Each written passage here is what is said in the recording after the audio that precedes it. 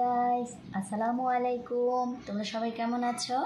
আশা করছি এই গরমে সবাই খুব ভালো আছো। কিন্তু গরমটা কিন্তু খুব প্রচুর, তাই এই রেসিপিটি তোমাদের জন্য ভেজিটেবল চিকেন, আর এটা খুব স্বাস্থ্যসম্মত, তাই এই রেসিপিটা তোমাদের জন্য করেছি। যদি ভালো লেগে থাকে আমার চ্যানেলটিকে সাবস্ক্রাইব করো এবং কমেন্টস করো রেসিপিটা কেমন হয়েছে। তো রেসিপিটা দেখে নাও কেমন করে করছি। প্রথমেই আমি নিয়েছি এখানে পটল, আর পটলটাকে আমি কিউব আকার করে কেটে নিয়েছি। তারপর নিয়েছি আলুটাকেও কিউব করে কেটে নিয়েছি মিষ্টি কুমড়া, টমেটো, আর এখানে চিকেন, আর দেখতে পাচ্ছ এই পাশ দিয়ে তোমার পেঁয়াজটাকেও আমি কিউব আকার করে কেটে নিয়েছি। আর এখানে কাঁচা লঙ্কা মানে কাঁচামরিচটাকে আমি একটু পিছন সাইড থেকে একটু কেটে দিয়েছি, তাতে করে সুন্দর ফ্লেভার আসবে। এই পাশ দিয়ে নিয়েছি সয়াবিন বড়ো। এই সয়াবিন বড়োটাকে আমি ভালো করে একটু হালকা গরম পানিতে ভালো করে একটু ভাপ দিয়ে পানিটাকে একটু ছাড়িয়ে নিয়েছি। দেখতে পাচ্ছ এই যে দেখো পানি আসছে। এটাকে আমি যখন একটু ভাজবো তখনও একটু পানিটাকে একটু এরকম হাতের মাধ্যমে চিপে নিয়ে নেব।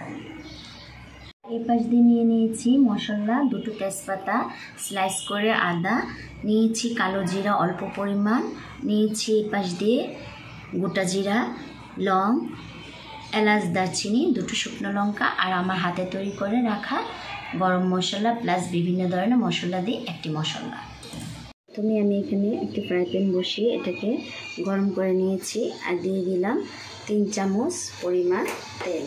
আর তেলটা আমি 3 টেবিল চামচ দিয়েছি, আর অল্প পরিমাণেই দেব, কারণ এটাকে কি রান্না করছি সেটা তোমাদেরকে তো অবশ্যই বলবো, একটু অপেক্ষা করো। এখানে কিন্তু আমি অল্প পরিমাণ একটু লবণ দিয়ে নিয়েছি, তাতে করে যে আমি ফ্রাই করব সবগুলো জিনিস, মানে সয়াবিনটা যে ফ্রাই করব সেটা নিচে দিয়ে লেগে যাবে না। আর এটাকে আমি তেলটাকে একটু চারপাশ দিয়ে ভালো করে নাড়াচাড়া দিয়ে নিচ্ছি। তো দিয়ে দিচ্ছি সয়াবিন বড়াগুলো, এটাকে আমি হালকা গোল্ডেন কালার করে ভেজে নিচ্ছি।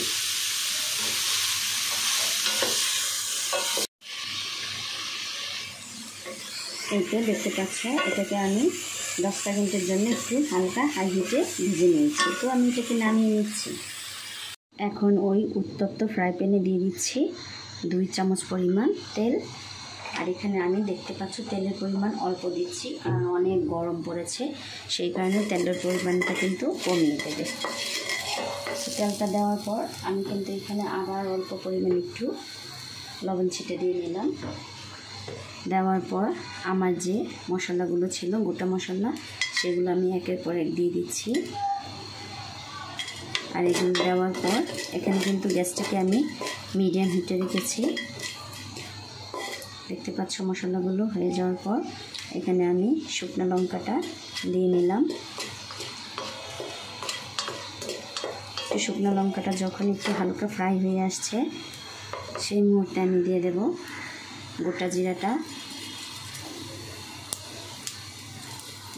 গোটা জিরাটার যখন হালকা একটা ফ্লেভার আসবে সেই মুহূর্তে দিয়ে দিচ্ছি কালো জিরা, আর দিয়ে দিচ্ছি তোমার 2টো তেজপাতাটাকে একটু চেপে ধরে নেবে, তাতে করে তেজপাতার যে একটা ফ্লেভার সেটা চলে আসবে।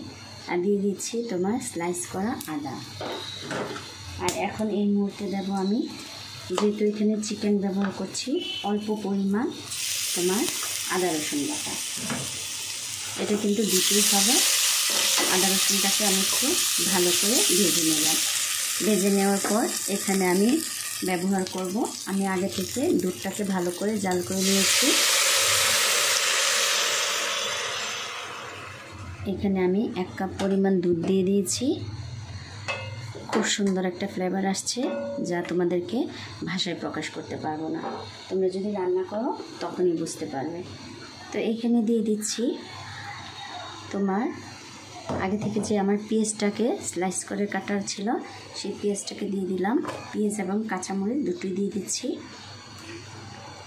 আর পেঁয়াজটাকে তোমরা আগে ভাজতে যাবে না, ঠিক আছে, কারণ পেঁয়াজটা একটু স্লাইস থাকবে, যখন কামড়ে পড়বে খেতে ভালো লাগবে, কারণ ওটা তো সিদ্ধ হয়ে যাবে।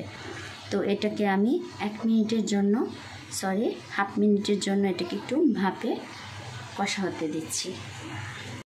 1 মিনিট যখন ভাপা হয়ে গেল, মানে কষানো হয়ে গেছে, সেই মুহূর্তে আমি দেখেছি উঠিয়ে নিয়েছি। আর আমার যে আগে থেকে তৈরি করা ছিল মশলাটা, সেটাও দিয়ে দিলাম। দেওয়ার পর একটু হালকা নেড়ে চেড়ে দিচ্ছি। আর এইখানে আমি এখন দিয়ে দেব তোমার 1/2 চামচের থেকে একটু বেশি পরিমাণ লবণ, আর অল্প পরিমাণ, দেখে নাও, একবার 1/2 চামচ পরিমাণ হলুদ গুঁড়া। আর ঝালটা তোমাদের ইচ্ছে মতো ব্যবহার করবে। এখানে আমি 1/2 চামচ পরিমাণ দিচ্ছি। এখানে আমি পুরোটা রান্না কিন্তু অল্প পরিমাণ তেল, মশলা, ঝাল দিয়ে রান্না করার চেষ্টা করছি। তোমরা কিন্তু সেভাবেই করবে। তো দেখে নাও, এটা আমার কিন্তু ভালো করে কষা কষা হয়ে গেছে। সেই মুহূর্তে আমি আগে থেকে যে কিউব করে চিকেনটা ছিল সেটা দিয়ে দিচ্ছি। চিকেনটা দেওয়ার পর এখানে যে কিউব করে রাখা আলুগুলো, সেগুলো আমি দিয়ে দিচ্ছি। তারপর মিষ্টি কুমড়োটাও দিয়ে দিচ্ছি, আর পটলটাও দিয়ে দেবো সঙ্গে। দিয়ে এটাকে আমি ভালো করে একটু নাড়াচাড়া দিয়ে 5 মিনিটের জন্য হাই টু মিডিয়ামে রেখে দেবো। আর এখানে কিন্তু লবণটা আর একটু পরিমাণ লাগবে। এই তো দেখে না, অল্প পরিমাণ দিয়ে নিলাম। তো এটাকে ভালো করে আমি মিক্স করে এটাকে আমি 5 মিনিটের জন্য হাই টু মিডিয়ামে ঢাকা দিয়ে নিচ্ছি। ফিরে আসছি তোমার 5 মিনিট পর। আমি ফিরে আসলাম 5 মিনিট পর। আর 5 মিনিটের মাঝখানে কিন্তু আমি একবার নাড়া দিয়ে নিয়েছি। আর ফ্রাই প্যানের যে ফুটোটা থাকে সেটাকে আমি একটু ঢেকে দিয়েছিলাম। দেখে নাও কতটা সুন্দরভাবে স্মুথলিভাবে সবজিগুলো সিদ্ধ হয়ে গেছে। তো এই মুহূর্তে আমি দিয়ে দিচ্ছি আগে থেকে একটু ফ্রাই করে রাখা সয়াবিন বড়োটা। দেওয়ার পর এটাকে আমি হালকা করে আলতো হাতে নিয়ে দিচ্ছি। এটাকে নাড়াচাড়া দেওয়ার পর এই মুহূর্তে দিয়ে দেব টমেটোগুলো।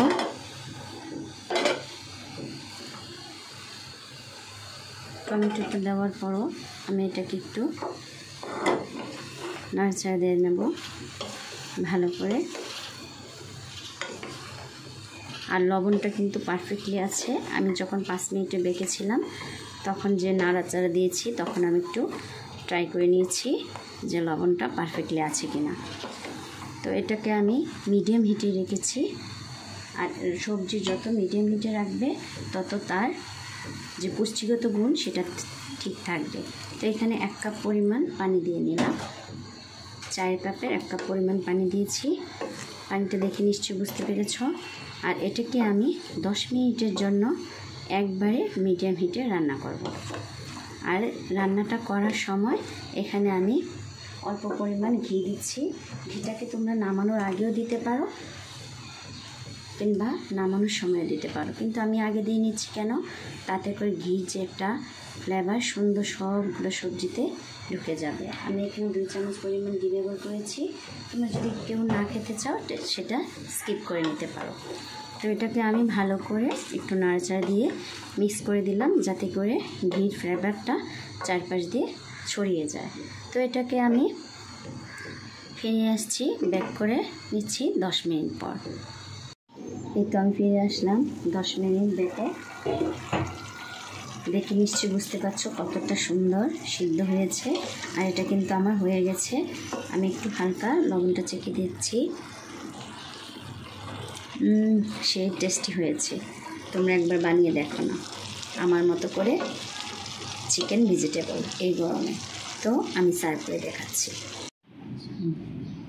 এই তো আমার তৈরি হয়ে গেল ভেজিটেবল চিকেন। আর এই গরমে কিন্তু এই চিকেনটা খেতে কিন্তু অসম্ভব মজা।